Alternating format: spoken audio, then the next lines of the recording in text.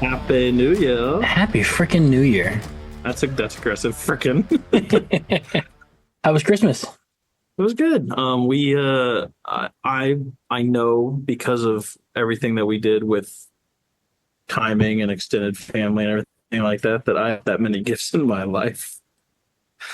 Oh, it was abysmal. I was sitting there trying to do the math, and I'm like, I think I wrapped close to 50 different gifts Wow. this year. Just me. Like Nice. the two of us combined probably we're closing in on like 85, 90 kind of deal, something like that. But I legitimately think, So what you're saying is you wrap more presents than your wife. That's what you're telling me. well, she was doing this like really minor unimportant stuff like taking care of the children. Okay. All right. I'm going to make sure I send her a message and say, hey, Doug just said that your job and your role was taking care of kids. You couldn't be trusted with wrapping presents. Oh no, I'm glad she did the presents she wrapped. There were plenty of difficult ones in our respective piles that we took on. We got some of those like things that are the egg shaped deals where they have some like stuffed animal or candies or whatever in them, and Yeah. they're kind of big. Yep. But then they have like the feet and the face on the outside. Yeah. I don't want to wrap any of those things again. I wrapped like four of those between everybody. It's really hard to wrap chicken feet. Yeah. I found a wrapped present from last year that we didn't find last year, and it got packed up and moved and stored. And yeah, it turns out hamsters don't go very well for a whole year. It's not a good thing to leave a hamster wrapped up for a year. But Well, not when you have. Were there any holes at least? um, Is that how you found it from the smell? well, turns out it needs more than oxygen to live. So I think maybe I just shouldn't talk about that anymore. Oh, my poor children. Wait, are you serious? No, I'm not serious.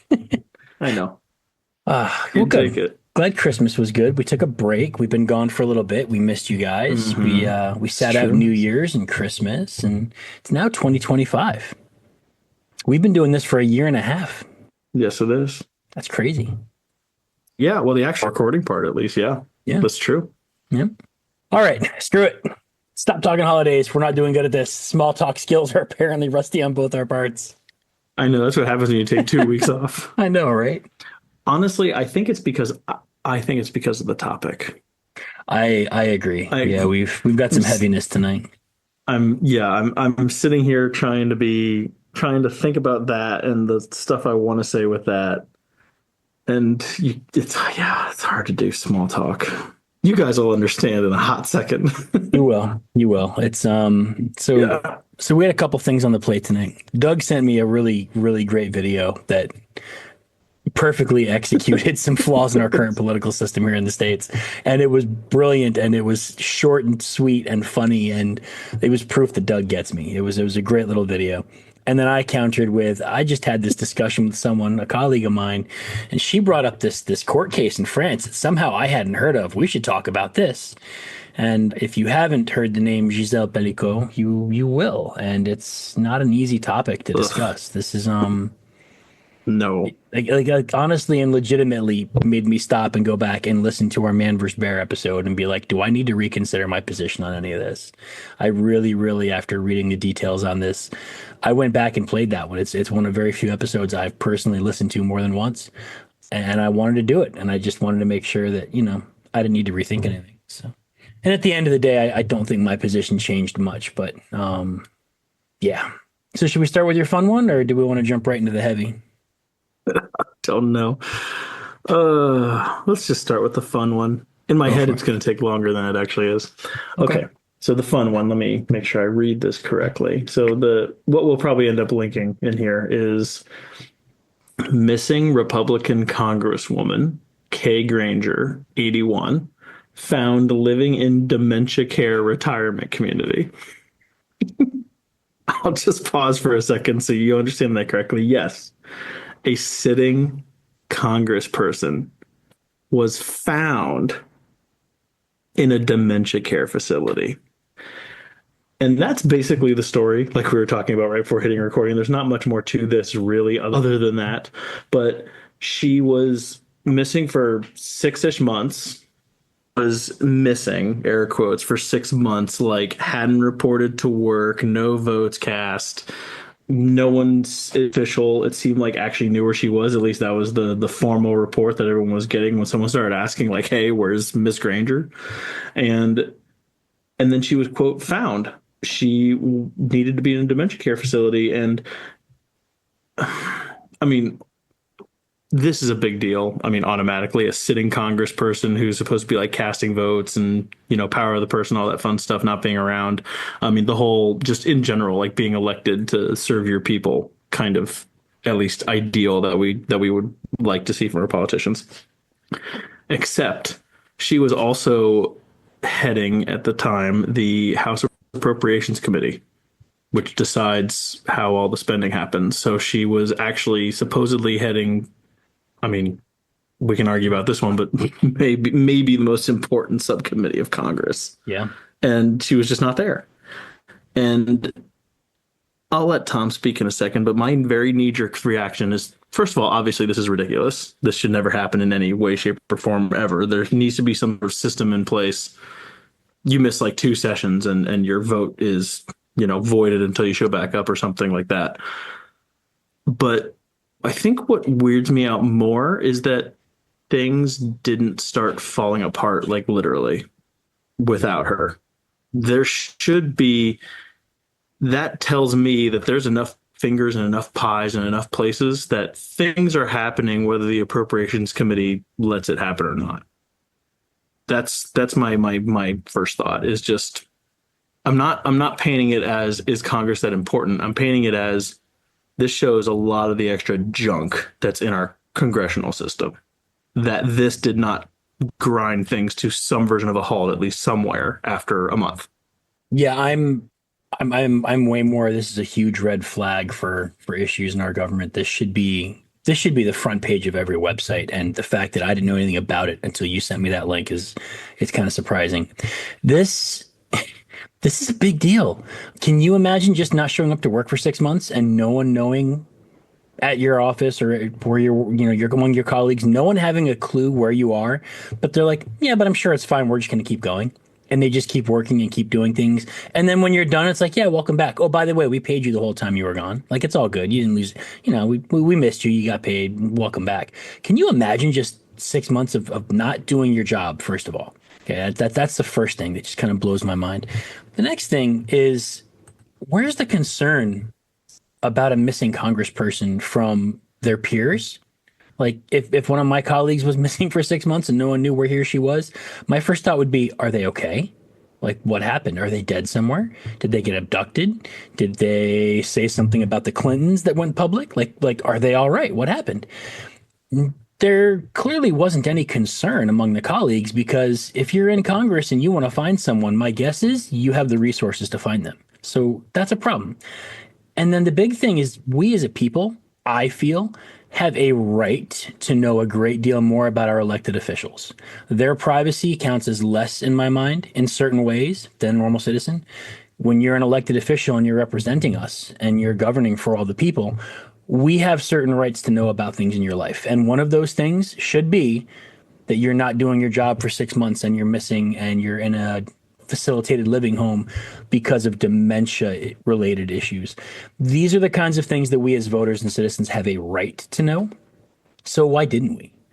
How did the media not cover this? Were they suppressed? Were they misled? Were they ignorant and incompetent? How in the hell does the media not pick up on a congressperson just AWOL for 6 months that happens to have dementia and be in an assisted living facility? What is wrong with our media? Like, I know we've asked that before and talked about it before, but this is in a very different way. Is this manipulation? Is this them doing a favor? Or is this incompetence and ignorance? And I honestly don't know. I really don't know how this wasn't bigger news much sooner. I don't understand. But I feel like we had a right to know about this and we don't. Yeah, sorry, I'm going to step in super quick here. It looks like she stepped down in March. I did some digging into it when I was reading this one article, and some of the dates didn't line up. So she stepped down in March as chair. So she wasn't actually missing while being chair. But in this other article with this letter, it says that she was still going to be chair emeritus for the new chair and advise and all that stuff. And it seems like in her letter, she said she was going to return to being an educator and blah, blah, blah. So she was kind of saying, like, I'm not even going to be around Congress as much anyway. but then she was just gone. So yeah, so it looks like she wasn't actually the active when she was gone. So we should be at least a little bit fair in that sense. Did they meet during Anyway, those that's six all. I months? wanted to add that. I assume Congress met at least once in those 6 months. If not, we need a whole other discussion about how our Congress works. But I'm assuming they Oh met at yeah, least yeah. No, once. she was missing votes. I know it Okay. was saying that she was missing votes. Then I think I still stand on my point. If a congressperson Oh is yeah, not yeah, yeah. there and they're missing votes and no one knows why they're not there, that's a problem. We should know about that. Yeah, like here's a quote from someone saying she just missed a big vote. Like it wasn't a win loss on one vote, but like she missed a big vote. Yeah. Do we want to play that video? Hey, what's this? Missing Congresswoman found. We're missing a Congresswoman? Where was she found?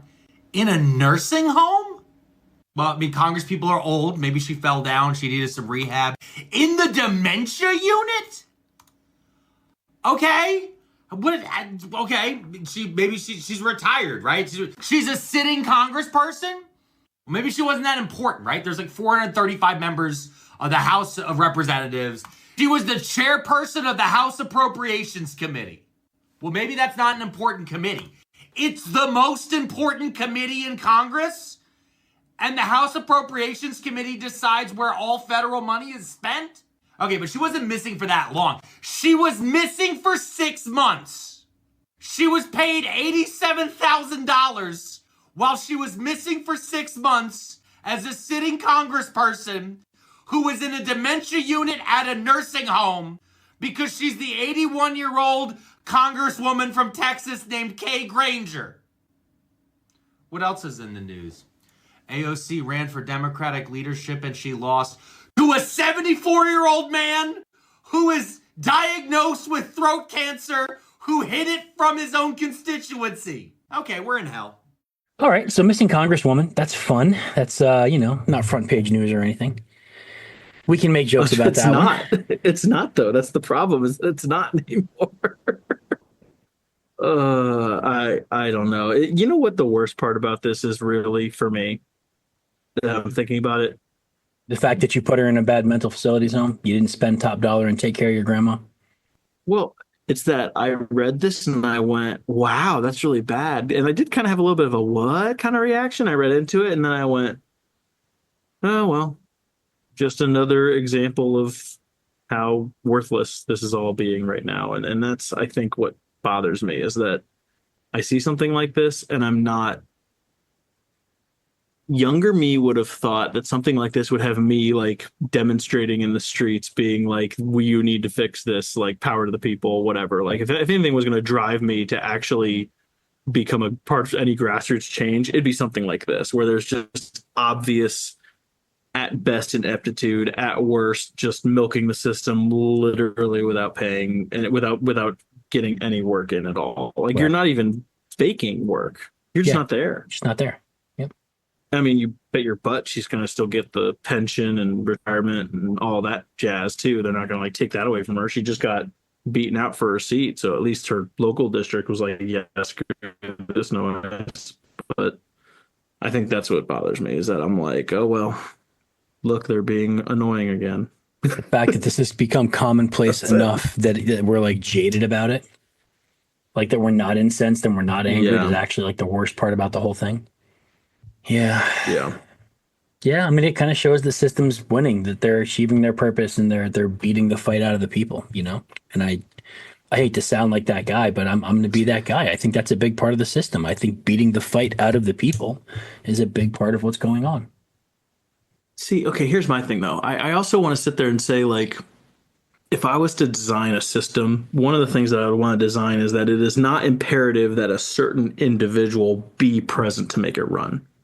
So, but it should be that the position is needed for it to run. So when someone steps away or is gone like this, there should be something happening like within 2 or 3 weeks, tops, max. Yeah. And so I'm not upset that she's in a dementia unit not working. I'm upset that she was able to do this and still hold her position, quote, actively and have things still work. I know Congress is set up across, the country and there's hundreds of them and all that stuff.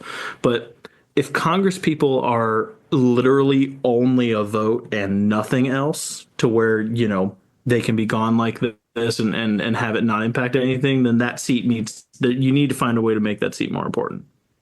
In my What do you mind, think of it? someone that represents the people.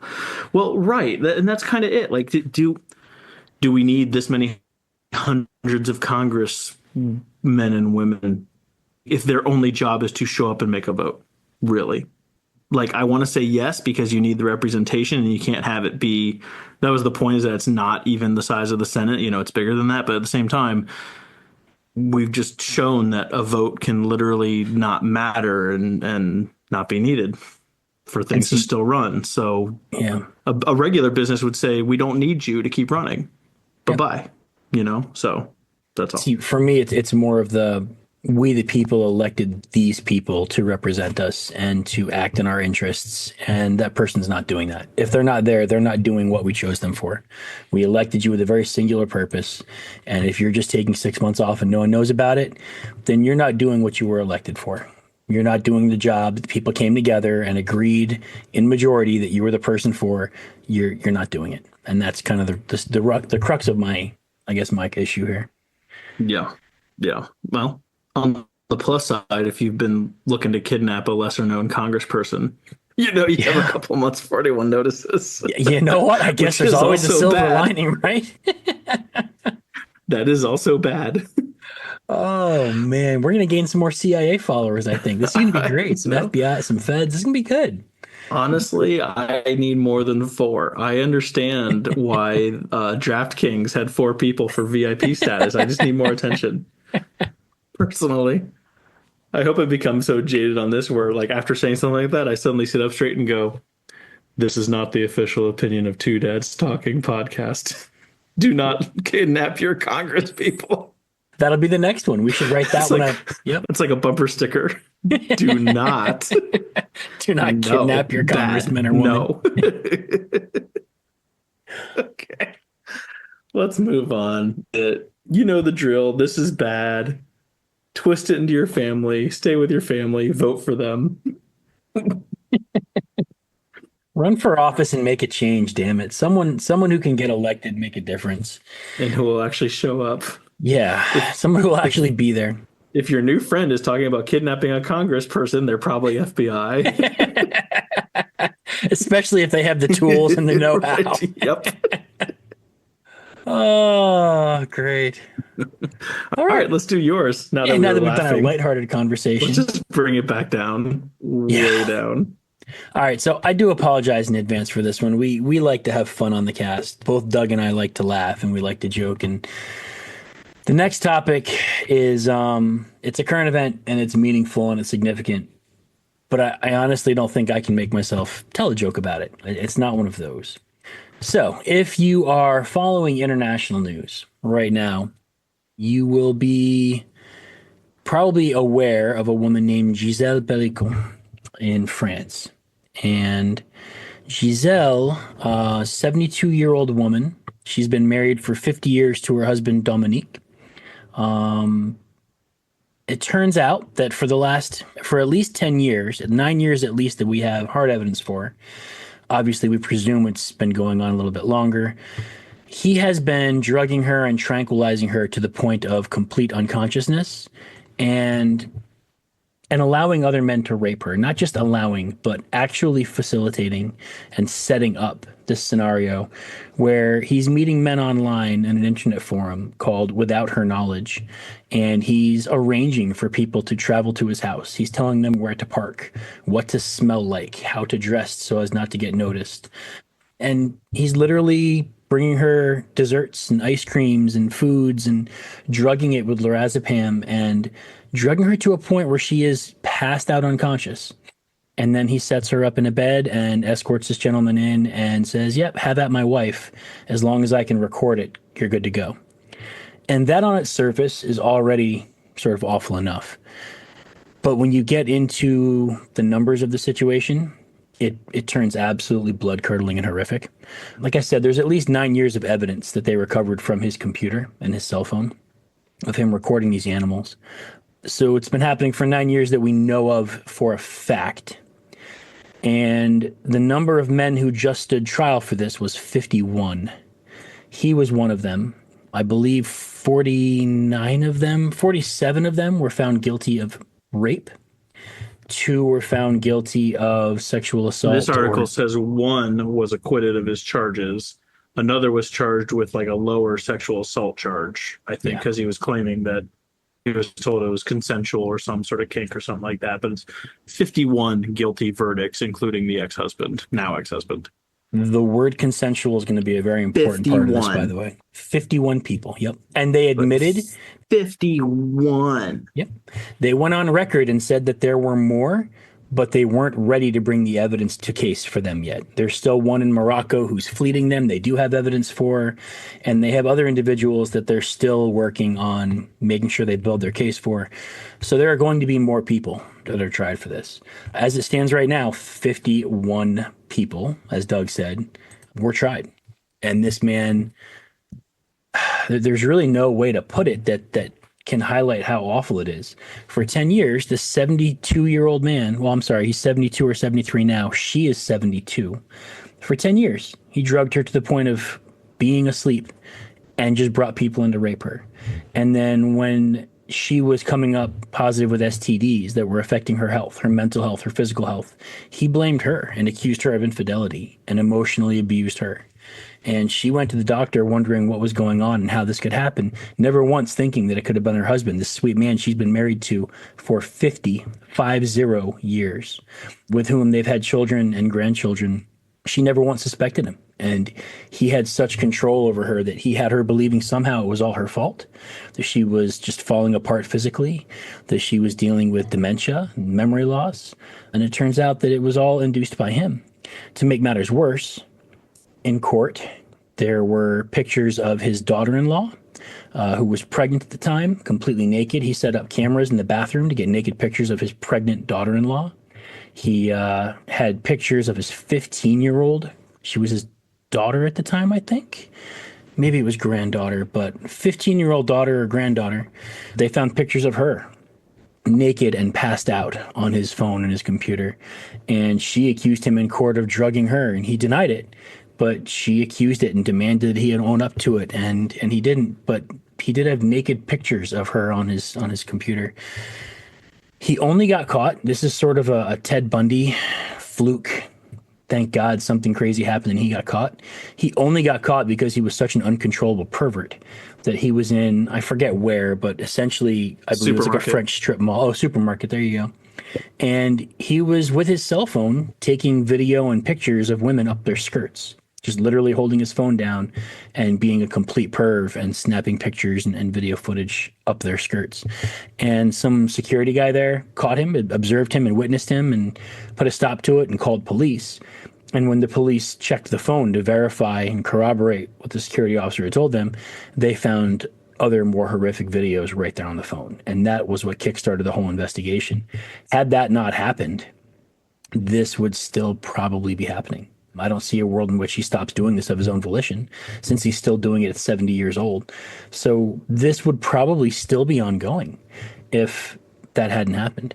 So on the surface of this, it's the obvious, horrific story that a man could be married to a woman for 50 years and spend over a decade raping and collaborating for other men to rape her. And it's crazy to me because that story already should be bad enough and shouldn't get much worse. Like, how do you get worse than that? But the story does get worse because his kids were involved. His daughter-in-law was involved. And then you get into other people involved in this, like the mayor of their town and some comments that the mayor made. And there are things that are culturally significant about the way this is being handled in France. So the mayor came out and literally told media and citizens to calm down. Just, chill out, calm down, because this could have been much worse. There weren't children involved and she didn't die. Nobody got killed. So it's not that big a deal. You imagine the mayor in any city in America saying that over a case like this? Just like, relax. She wasn't killed. It was only 10 years of rape. That's all. And there were no kids involved. So, it was a fully mature adult senior citizen. She was elderly, so that's fine. She already lived a good life. Can you imagine someone saying something like that in the States? I don't feel like it would play. So that makes it worse. And then it causes this really interesting delve into French culture and the French legal system. In France, there was no such thing as marital rape until 2010. Until 2010, a woman could not go to court and say, my husband raped me. The husband had the right to have sex with his woman, whether she consented or not. Until 2010. It's that recent, 14 years ago. And that's kind of a big deal. And I thought that was odd. And then it turns out that a woman's consent is not written anywhere into the rape laws in France. If you look at the federal laws, rape has nothing to do with a woman's consent and has only to do with the intent of the male and whether he intends to criminally sexually penetrate a woman. So that was where a lot of the defense cases for these people came from. The defense attorney said, no, they didn't intend to rape her. That was never their intention. None of these men intended to rape her. They thought she was faking being asleep because that's what Dominic told them. And they thought it was a kink thing that they were getting off on, pretending to be asleep and pretending to be unconscious. So they thought it was just kink play. And, he met this guy in this illicit forum that's all about raping women. And they set up this really strange meeting and really clear rules about sneaking into his house so neighbors wouldn't see you, and don't smell like anything memorable, and don't wear anything memorable, and don't talk if she moves. And, all these rules just happen to be a part of the game. And they all really just thought it was kink and that she was faking being asleep. And that was the actual defense used for a lot of these males. One of them in particular, the defense attorney came out and said, no, my defendant is a weak-willed male. He's very weak-willed. He's very passive. When Dominic approached him and said, hey, do you want to come rape my wife? He was unable to say no because he didn't have a forceful enough personality to tell him no. So it wasn't his fault. He's a victim in this. And that's the defense they used for one of these guys. He's a victim. Culturally, the fact that even crossed the defense attorney's mind as something that should be said out loud in court says a lot about the culture of the world that you're in. And the more I looked into this, France is not a good place for women. It's just not a good place. And my wife said, the what one makes you think that? The one thing my wife said is, you think of France, it has all the romantic stereotypes. It's the place where you think of romance. It's one of those tropes. You think of Paris, Grand Paris, and the Eiffel Tower, and man, it's a bad place for women. It really is. And so it started me on this deep dive into women's rights and French cultures. And I've got friends that are Puerto Rican, and I've talked to them, and they said, yeah, women's rights in our culture don't exist. And then the colleague who brought this up with me, she's got Dominican heritage, and she was telling me very similarly, like, yeah, the women in our families are basically second-class citizens. They do not have the authority. They don't have equal footing with men. So I kind of expected this in the Latin cultures already. I really did, because I've talked to people. I did not expect this in like a Western European civilized society. I truly did not. And this whole case has just been shocking to me. And like I said, it made me go back and rethink some things and then go back and listen to that episode. And I just wanted to make sure I heard myself with this in mind, because the story is just so horrific. It's if someone had pitched this as a movie, I would have put this up there as like a Silence of the Lambs kind of horror movie. Like, that's where I would have pitched this, and that's how I would expect it to be directed, and it would be awful and traumatic and terrifying. This woman's 72. You see the image of her, and I mean, she's a grandma. Like, she is. You look at her, and she is a grandma. It's crazy to me. Anyway, I've been rambling and monologuing about this forever. So you were doing great, though. Good job. Yeah, I don't know. It doesn't feel great. Well, no, it doesn't have to feel great. I'm just saying you're doing great. When I got past the, I guess, shock of this, it did kind of remind me that this is, and for the record, like, yeah, I can be Mr. Nationalism in certain times. This is not meant to be, nationalist in the literal sense of the word. America is really an exception in a lot of ways, at least culturally, compared to the rest of the world. Because like you mentioned, men versus women and kind of socially how they're accepted in some of the Latin American countries.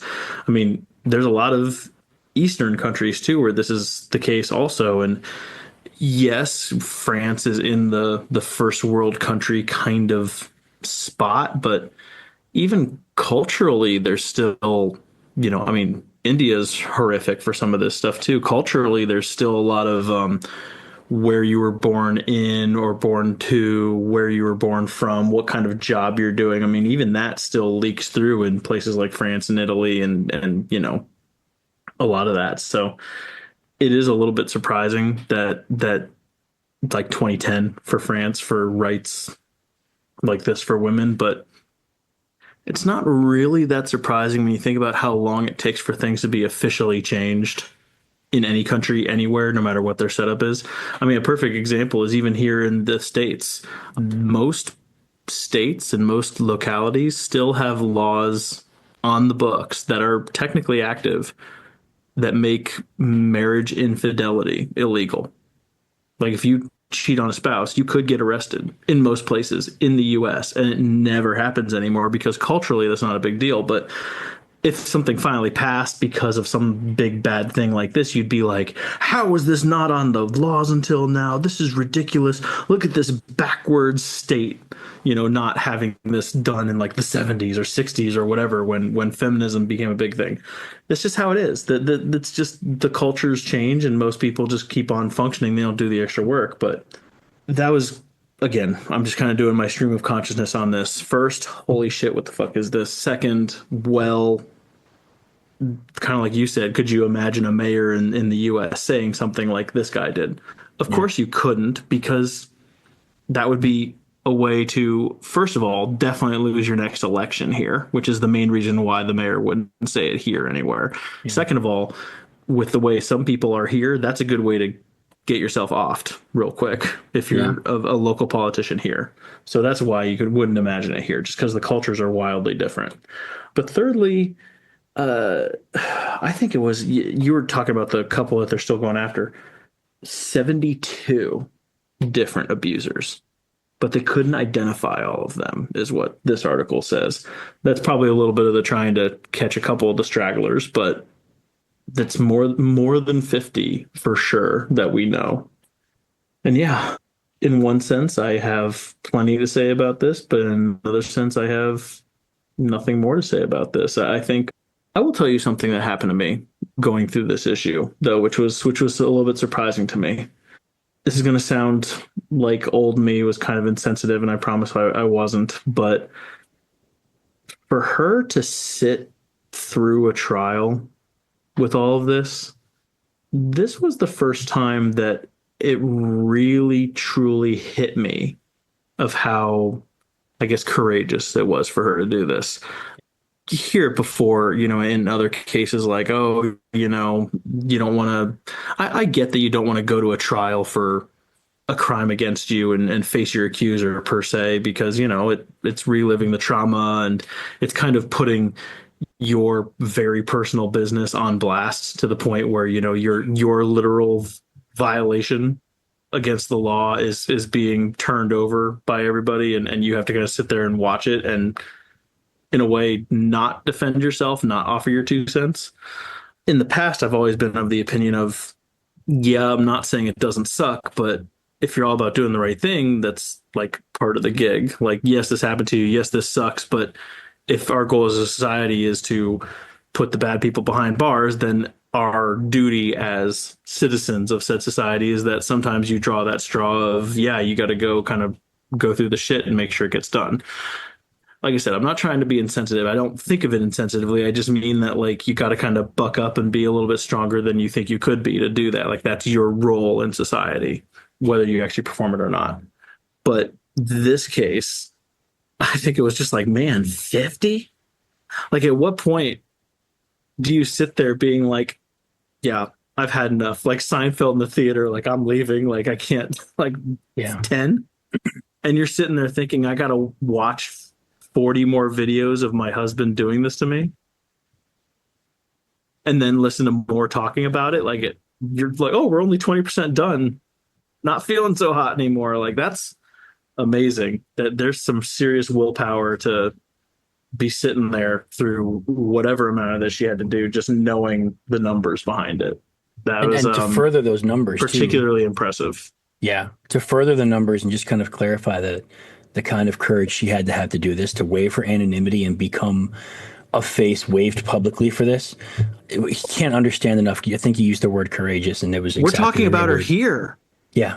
Yeah. in And America. yeah. Like, Up yeah, across the sea. Yep. like this is not just it's not just France. So in France, I've got the number. I found it and pulled it up. Only 14% of their total rape accusations lead to formal investigations. So 14% of women who go to a police officer and say, I was raped, only 14% actually get investigated formally. They are only allowed to make those complaints in a police department. They're not allowed to make it at their home or in a hospital or anywhere else. They have to go to a police department to tell them that they were raped in order for it to be investigated. One of the big things that's allegedly going to change now, someone came out and made a statement that they're going to allow women to report sexual assault in hospitals now. And that's some, progressive big deal for them. Why you have to be anywhere other than speaking to an investigator to report sexual assault, I can't understand. But 14% get investigated. 92% of rape investigations and rape trials wind up with the accused not guilty. Only 8% get convicted. So, first of all, only 14% are being investigated. And of those cases, only 8% are being found guilty. So one. So, yeah. So, like, So one out of every 100. Okay, wait. I'm sorry. no, I'm it's gonna worse do than the that. devil's advocate here, real It's worse quick. than that. Well, That 8 out of number's worse. 100 is probably a little more than 1 out of 14. So it's like 1.2 or something. I just mean, so out of every 100 reported cases or reportations, one gets convicted. No, it's less than that. 8% of 14? It's 8% of 14%. Right. So 14%. Oh, we're gonna do this on a live podcast. Pull up your Yeah, calculator. go ahead. Go ahead. No, you go ahead and do it. I'm gonna trust you. Go ahead. I was gonna pull up a poker calculator and do it the way I would do poker odds. Maybe I'm doing this wrong. 1.12 Okay. is 8% of 14. So that's the percentage of people accused with rape, not sexual assault, big boy rape, that actually get convicted in France right now. Wait, okay. No, that's hold on. That's why I want to do the devil's advocate thing here real quick. So 14% of reports of rape are the ones that get formally investigated, right? Yes. And now, is this 14% of people going into a police station to report it, or is this 14% of just It has to be, because that's at the a only way you can hospital, report it at in a France. at a You can't report it in a hospital. You have to go to a police department to report it. That's how it works in France right now. You can only report it in a okay? police department. That was what I wanted to ask. Like, are a bunch of people saying this at a hospital afterwards, and it's not allowed, so it gets counted by some study, but not in like some official police record or something. If it's 14% of everything that walks through the police door, that's very not good. Yeah, that's awful. I mean, 100% of them let's should be make at up least investigated. Even if it's a quick cursory investigation and they find no grounds, everyone who comes in and says I was raped in a police department, there should be an investigation to determine the merit. Everyone. Well, and so I agree. I can make up a scenario where you don't formally investigate it. Like like someone comes in, known customer, maybe, is in the police station every 2 days, and they say so and so, assaulted me, sitting at the desk right here, like taking another statement, like the whole time, like right when they say like something that's obviously like falsifiable on its face with witnesses. That can be, to me, not a formal investigation. And I mean, I'm using an extreme example, but that's the point, is that there are some I don't think would completely merit the full investigation, but there should still be some sort of record or some sort of log of it, so that when things do get investigated, you can say, hey, this person's been accused now by multiple people, multiple times over a set period of time. Maybe we should actually look at this guy deeper this time. Or you could say, hey, this same person has made rape accusations like every 3 months for the last like 5 years now. Like, what's going on here? At least like dig into this a little bit more. If nothing else, there should be some sort of log just to look back on later when bigger things cross your desk. I mean, that's like a bare bones argument for reporting more, just because it's just a due diligence thing. Yeah. Let's pretend they're even right. Let's pretend 14% are actually viable cases to investigate, and somehow the other 86% aren't, which probably not. But let's pretend that's somehow exactly true. Why do you not have logs on the other like 80+% of them? What are you even doing? Yeah. Like, really, what are you doing? You have better have a really good excuse, like, you're investigating something else and you don't have the manpower. I don't know. I But don't know what your excuse is for that, to not have something. so despite, 1.1%, I think is the number you came up with doing your maths. Yeah, it comes out to 1.2. So basically, Yeah. one out of every 100 Okay. it gets convicted. So despite the fact that only 1.2% are successfully convicted, she had the guts to waive anonymity and point the finger at 51 people and say each of these men raped me. That is, the odds of her getting those convictions are pretty astronomical unless you can prove it. She put herself out there in a culture that does not like to convict rapists and said, "Yep, I'm going to be at the forefront of this. I'm going to lead this charge. I'm going to make some change." And the French law, I found that too. Under French law, rape is defined as penetration or oral sex using violence, coercion, threat, or surprise without taking consent into account. They don't care about consent. That's not a part of their definition of rape. And here in America, that's, as far as I know, the biggest part.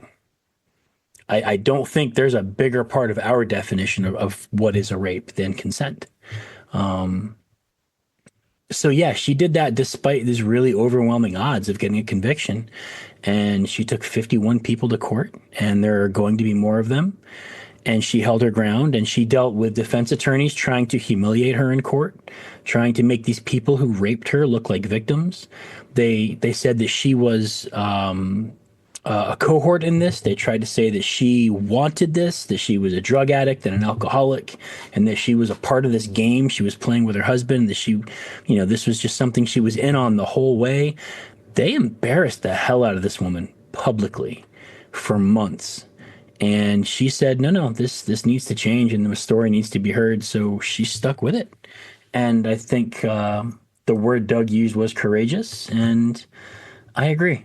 There's something very courageous in that. She could very well have been martyring herself for this, Yeah, she could have. Yeah, I mean, that was the big thing for me, was just even here that just the astronaut, the only little snide joke I have on this is maybe their conviction average is about to go. I mean, it has But to, right? You just got 51 more. That's not something that you should brag about. No, no. So one more thing about the courageous nature of this. She changed her last name legally, I believe the day after the convictions or 2 days after the convictions. She left her last name as Pelicot up throughout the trial, all the way through it, because she didn't want her grandchildren in school to be ashamed of the name and just be associated with their grandfather who did this.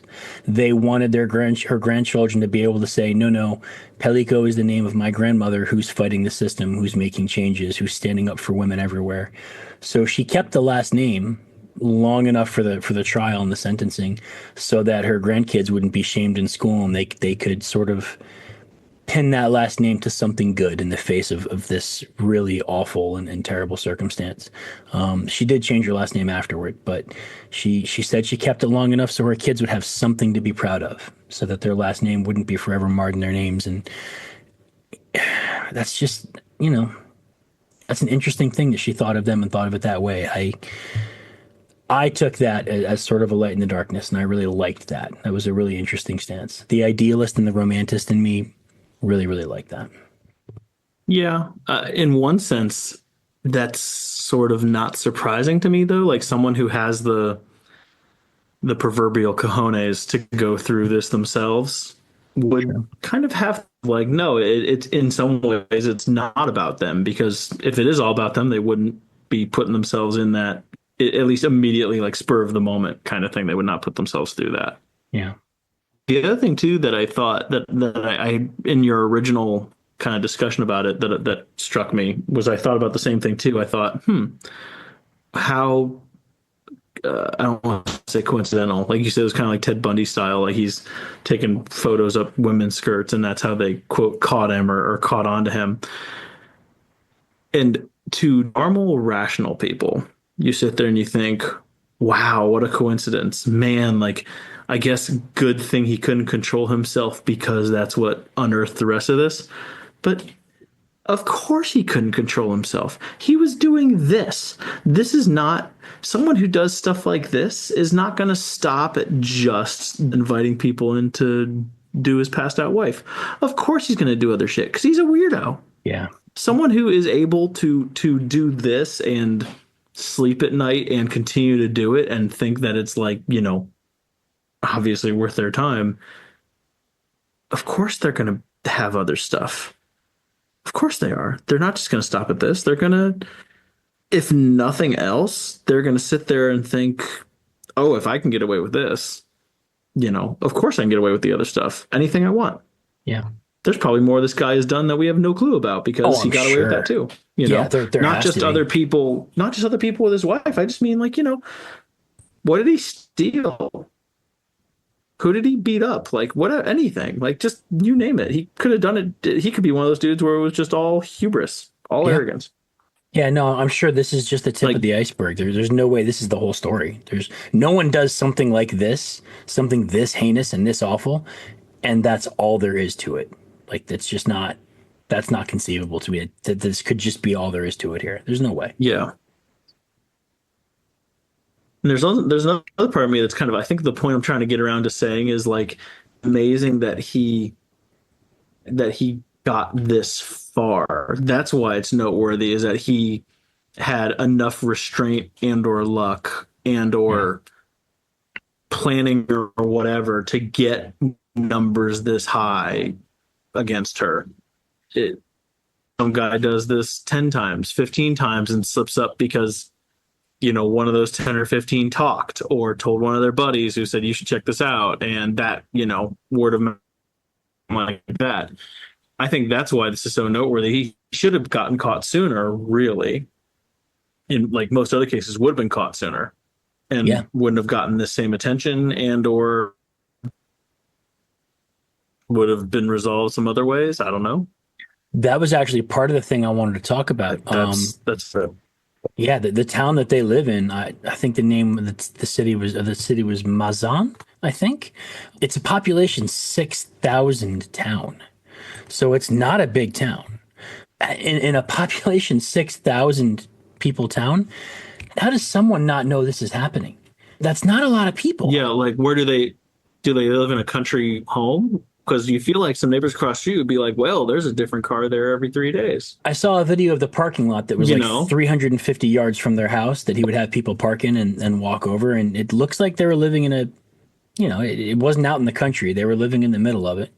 So I don't know. But how you get away with that in a small town, like in a big city, honestly, I could understand that. Like I could see you getting away with things in the big city when people don't have all the time and the attention to pay to you. But population 6,000 is small. It's not big.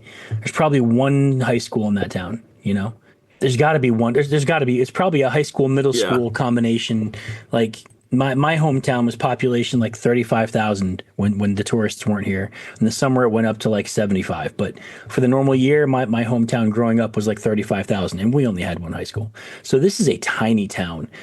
How does someone not know this is happening? Someone had to have an idea. Someone at least had to have a hunch, like just watching, like, oh, there's a lot of people I don't recognize. Right.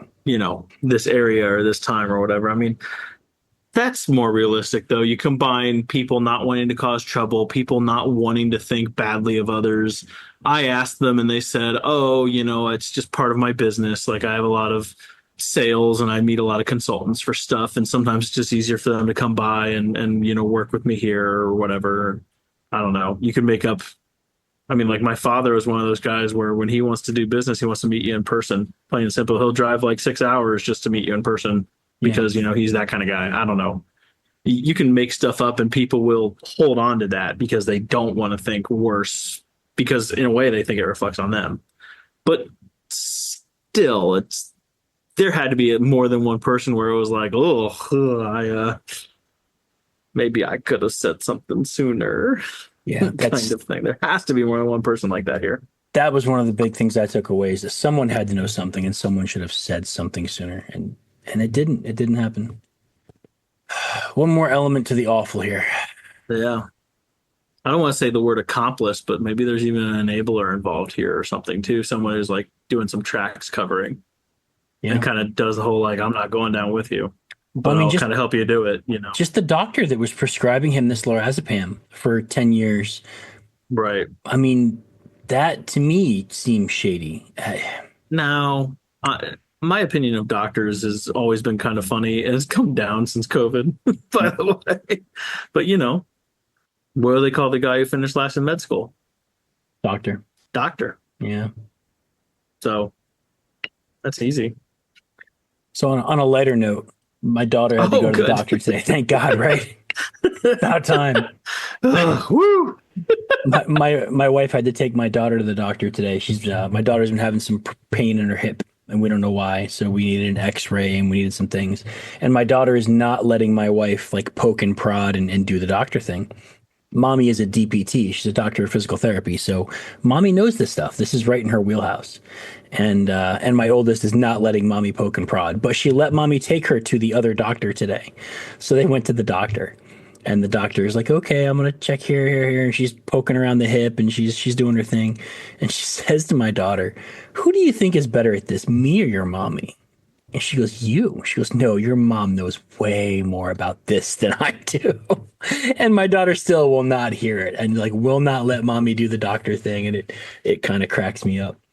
Yeah. Yeah. Gosh, hate those doctors. It's even hard. Sorry, mom.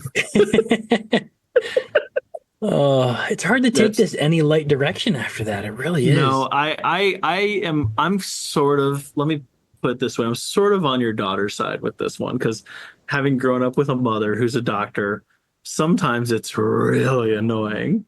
Let me tell you. Oh, I have a headache. Oh, really? When did it start?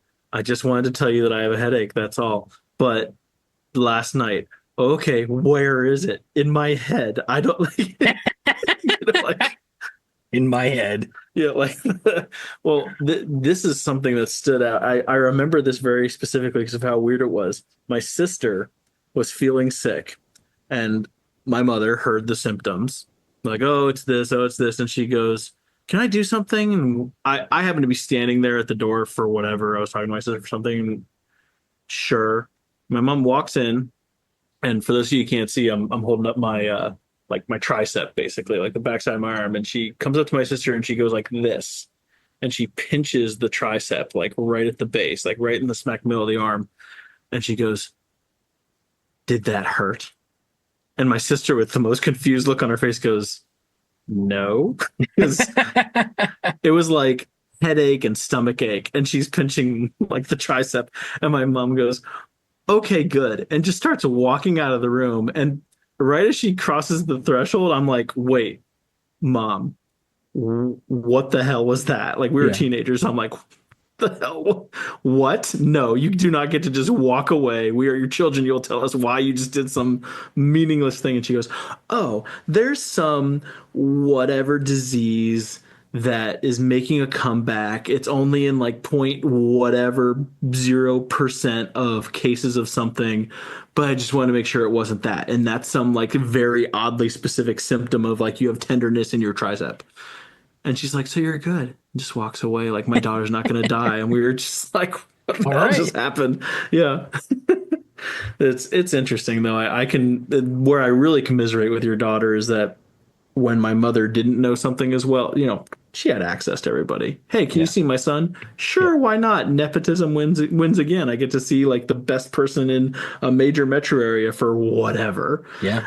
But here's the other part. Half the time she's like sitting there in the room with me doing her little doctor talk, you know, squawking with the other doctor. And by the time I hit my like late teenage years and I'm just like kind of going to a doctor to humor my mother half the time. And the doctor will be asking questions like, you know, How much do you drink? Do you drink? How many relationships do you have? Are you active sexually? All these things that they like have to know, maybe, probably for certain things. And one of them at the time, he goes, "You smoking?" And my mother goes, "No." And I went, "Actually." And she just has this like dead look on her face, like, "You told me you weren't." And I was like, "Yeah, I told you." But you know what? You want me to be honest to my doctor, so mom, you can leave or you can stay here and let me answer the questions. So, good times. Good times. Yeah, that was, man, that was a while ago now. Haven't touched one in a while either. Good on you. Yes and no. It's sad. Every like 2 days, I'm like, Really? be really nice. You hear those stories about how some people just like they quit and they're done and that's it and they never think about it again. And other people quit and they want it every day. And I'm like somewhere weirdly in the middle where I can go a couple of days without thinking about it. But every so often, I'm like, be nice to have one. But I always thought it smelled. I never really like quote liked it like from any of the physiological stuff. Yeah. Oh, that was a big turnoff for me back in my single days. If a woman was smoking, I was just like, nope, not interested. You just shut it right down. Same here until I started smoking. And then I was like, man, how am I going to find anybody who's a non-smoker to marry me? I can only think of one woman who was a smoker that I Yeah. didn't shut out. I think only one over that whole history.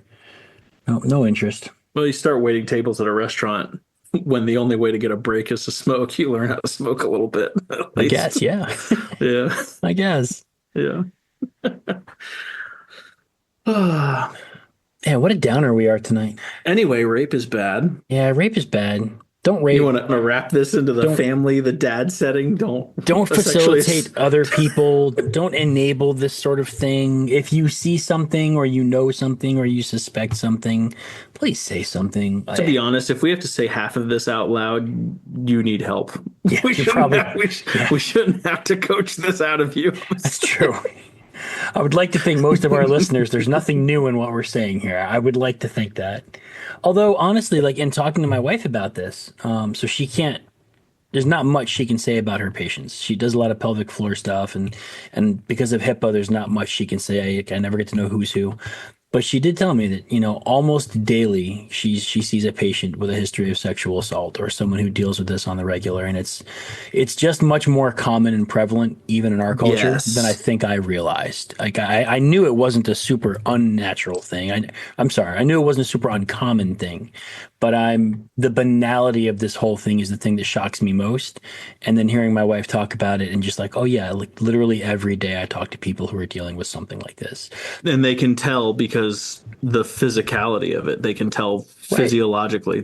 Same thing that my mother has said multiple times, like, oh yeah, it's up to them to report it or to say something. And we know it's happening, but well, even whatever when they do practice, they're not supposed to. Well, Bridget was telling me that a lot of her patients, they're sent to her from other doctors, and they've told other doctors, "Hey, it doesn't feel right when I have intercourse. Something hurts. Something doesn't feel right," and that these women are literally being told, "You know what? Suck it up for your husband. Do it. Have a glass of wine first, and have sex for your husband." And instead of them looking at this legitimately as a real issue, telling them this? Doctors are telling them this. In America? In America, modern day, today America. And that's ridiculous. I concur. First of all, purely intellectually, that's shitty doctoring. Yep. We can't have shitty doctoring anyway. That's second shitty. Of all, that's shitty humaning. That's what that is. Well, yes, that is shitty humaning. That's the second of all, Tom. I was getting there. But I'm going to make it number one of all. We'll swap our 1 and 2s. We'll rank them differently, and that's fine. It's not a ranking. It's a list. Yeah, it's a bullet list. Points. Yeah. But we'll agree those two things are definitely 1 and 2, wherever they lie. But yeah, like as she told me that, it just kind of, it just blew my mind. Like I want to believe better. If anyone tells you that, that's stupid. Well, no, come on. I want to have faith in people. All right, I do. I don't have it, but I want to have it. I know, I do too. It'd be nice, wouldn't it? It would be. No, it would be. There's evil everywhere. Get used to it. Yeah, I know. I know better than most. My one family tie-in that's not immediately obvious to this, and this is going to sound weird. I know I say stuff like this a lot, and half the time it's not weird, and half the time it is. I think it's going to be one of those weird times. I'm going to say it, and you're going to be like, what the fuck is he saying? But I'm going to explain it. If you have daughters, raise them to be like Miss Pelicot. Yeah. I'm not saying raise them to pick the wrong husband or to get themselves into any situations like this. I'm saying raise them to have that uncontrollability to where if someone wrongs them, they're going to make sure that person gets theirs. They're going to come back and do whatever it takes to make sure that person pays for their misdeeds. And in a way, if they have to drag themselves through the shit, so be it, because that's how stuff like this gets caught and changed. And there's always going to be people doing bad stuff, but if there's even an inkling that it could end for them badly, that will at least stop some people. So raise your daughters to be, I do believe there's some small level, some smidge of like ruthlessness in this woman's demeanor to go through this. It wasn't just, I'm doing this for my grandkids, I'm doing this for justice and all that stuff. It was also like, I want to see you burn, motherfucker. I hope so. Which, to be honest, he didn't get it. He's old. He's probably going to die in prison with a 20-year sentence. But this should have been, a message should have been sent. This should have been a 50-year sentence for him and 20 years plus for everybody else, if not more. It should have been. A lot of them only got like 3 years. Yeah, it should be way more significant. But raise your daughters to be like, no, I'm going to get you back. Yeah. You know, no matter what quote society is saying. And between you and me, internet, raise your daughters to not bring it to trial. I would have no problem if some extra bodies ended up in some streets somewhere and they end up being these people. Because it's a lot nicer than what I would do if I was king for a day. King for a day for me would be like wood chipper. Yeah, I think that sounds about right. So, except it's a human chipper. All right, so raise your kids not only to be strong enough to deal with the world's bullshit, but also to punch people back in the nose after they've fucking shouldered the load. Yeah, but do it smart. Don't just do it like randomly. Make sure you can, put them down and get them out of the way. Be ruthless when the person deserves it. I like it. Yes. Dad jokes? I actually didn't even bring any tonight. Like, I was so sober coming into this. I didn't actually bring any tonight. Awful. I didn't have anything like related, but I did bring one just fun one that I knew you would like. You'll probably know it too because it's right up your alley. You ready? Ready. How does Darth Vader like his toast? On the dark side? Yes, he does. See? Okay. Happy again. Why is Darth Vader's helmet phallic shaped? So he doesn't have to use the Force? No, because they took away his foreskin. Oh, okay. I have heard that before, actually. Do you know what Luke was doing under Darth Vader's Christmas tree? He was searching for his presents. Stop it. You have to give me time, man. Oh, sorry. I thought you were waving your hands and giving up. I'm sorry. Just like the wave of the hands made me think you were throwing in the lightsaber. No, I kind of knew that I would be unlocking something when I told this joke. That's kind of why I was all for it. You know what the one I saw again a couple of days ago? It was I'm reading a book in Braille right now and something bad's gonna happen. I can feel it. And I was just like, yes, love you. Thank you, joke. I think I told a similar one on here many episodes back. About the time I bought my blind friend a cheese grater. She told me it was the most violent book she'd ever read. Oh, I got a snort. Nice. There's only 4 pages. A picture book. See, look, I didn't bring dad jokes, but I've always got dad jokes. You've always got dad jokes. That's the lesson for dads. Always have dad jokes. Just always have them. Gotta have a few. If you're a real dad, you're always gonna have a dad joke somewhere. I need to start researching more. The one I'm trying to say enough to put into memory now is what did 50 Cent do when he got hungry? What did 50 Cent do when he got hungry? Ooh, I don't know this one. Oh, good. Is it an Eminem joke? That'd be too easy. It would be too easy. It's really not that complicated, Tom. I don't know. You have all the skills to get there. Yeah, but I'm way too tired. 58. Nice. Yes, that's good. That's good. Nice. Okay.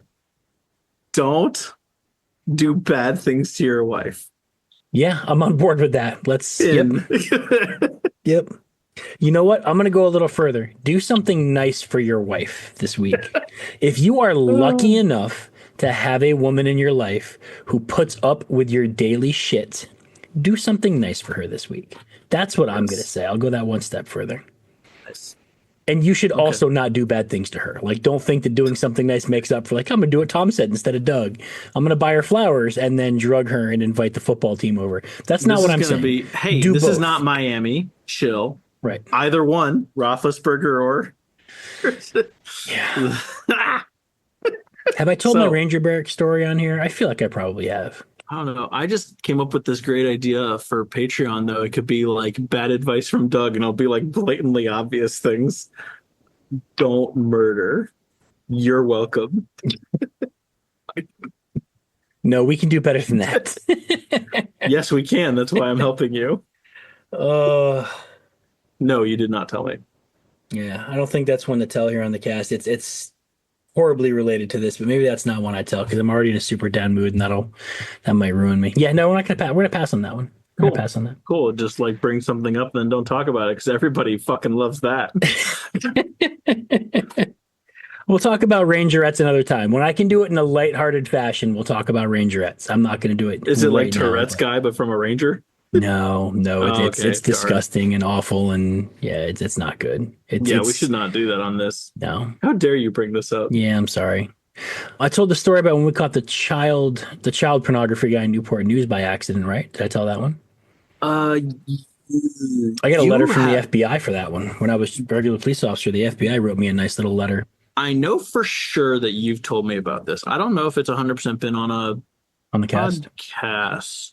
Oh, we can get through this one real quick and easy. So another really Stop making freakish... a quick and easy joke for a pedophile, man. Come on, I didn't know better mean to. than that. Yeah, that was not good. Sorry. God. It's late. I'm tired. I'm out of practice. We haven't recorded in 3 weeks. 2 weeks. That's what she said. That's what he said. That's what Dominic said.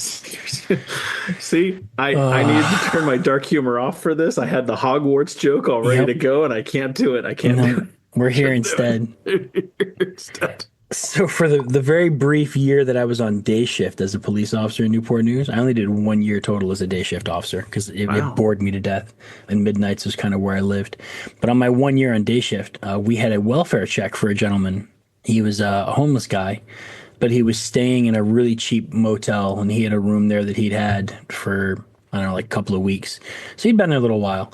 Some sibling, he checked in with them on a regular basis. He hadn't checked in like 4 or 5 days, and that was really abnormal for him. So we went to the motel, and we checked his room to see if he was there. We explained to the manager what we were doing. He let us into his room. We kind of expected to find a dead body in there. The guy he had a liver condition, like his liver was failing him, and he had limited time left. He wasn't going to be on this earth much longer regardless. So we kind of expected to find a dead body in the room. And it was me and one other officer. And we go in the room, and there's no dead body, which is great. At least he's not dead. And turns out his bicycle is missing. So he's probably out somewhere, which is something. However, it's still weird. He hasn't checked in with his sibling in like 4 or 5 days. And he's got notes all over his room, and they're almost like appointments, like, park this day, this time. And a lot of them are for not that day. They're for like future days in the week. And so we're thinking he's like, making notes on where he wants to go. He's got appointments to meet someone or something to do. So we start looking like maybe there's something for one of the last few days. It'll tell us where we can search for him. Maybe he had an accident on his bike. Maybe we're still going to find a dead body somewhere. Maybe we can find a note somewhere he was supposed to be these last few days. And we can start checking those places, the public places, and see what's up. This isn't like meeting wash money, is it? No, not like that. Although I told that story at a poker table recently again too. So funny. Oh God, that's stupid. Yeah, so stupid. Sorry, interrupt. No, you're fine.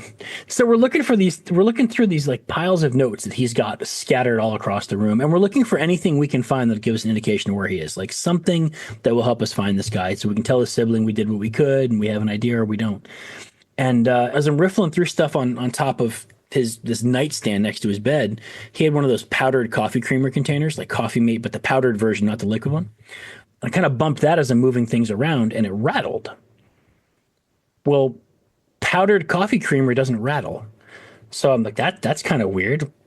All right, pop the top open on that bad boy, and Flash drive. it was full of flash drives, Oh, full of them, top to bottom. So I called out to the officer I was with, and she was she'd been on for years. She was a training officer. I had only been there like a year and a half, so I was still pretty new.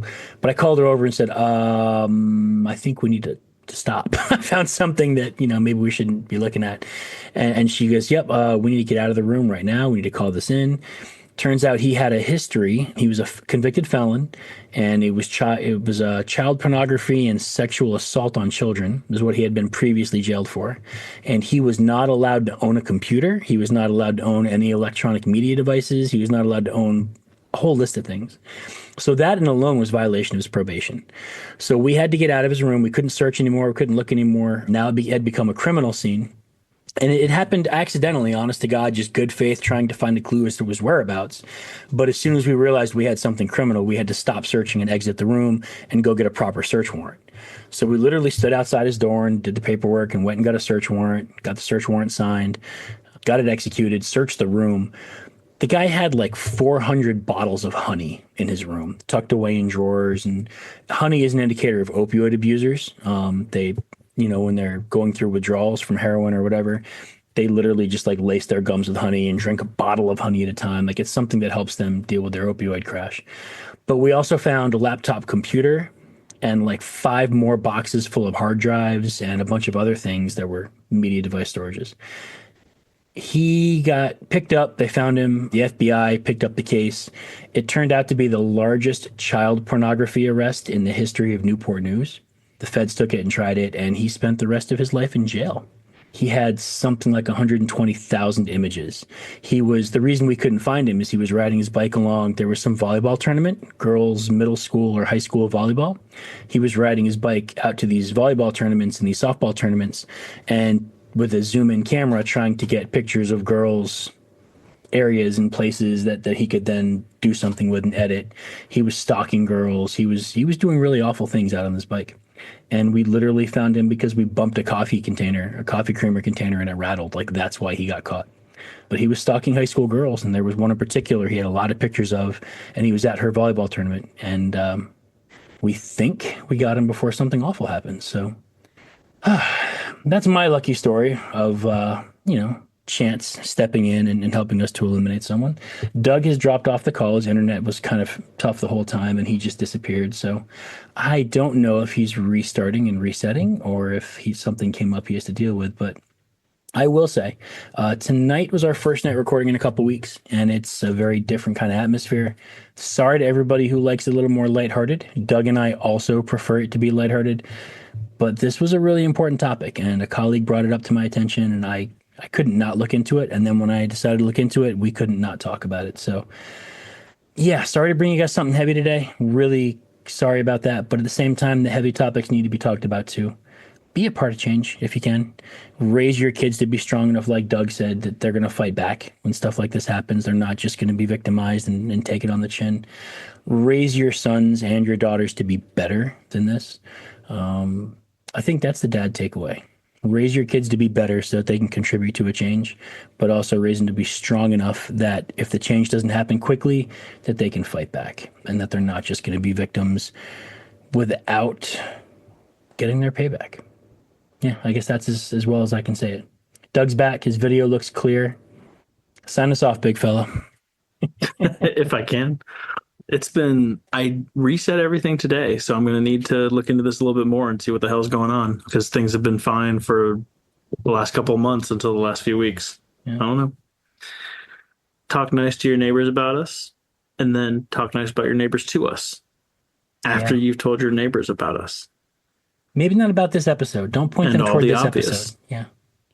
Yeah, maybe not. If your neighbor listens to this first and you're like, man, what a great episode, question your neighbor. if you're thinking this is a great episode, I question you as a fan. This feels like a heavy, hard one. We're both knocking the rust off. We're both clearly out of it, but it's good to be back in the saddle. I miss this, even if it was such a heavy, depressing topic.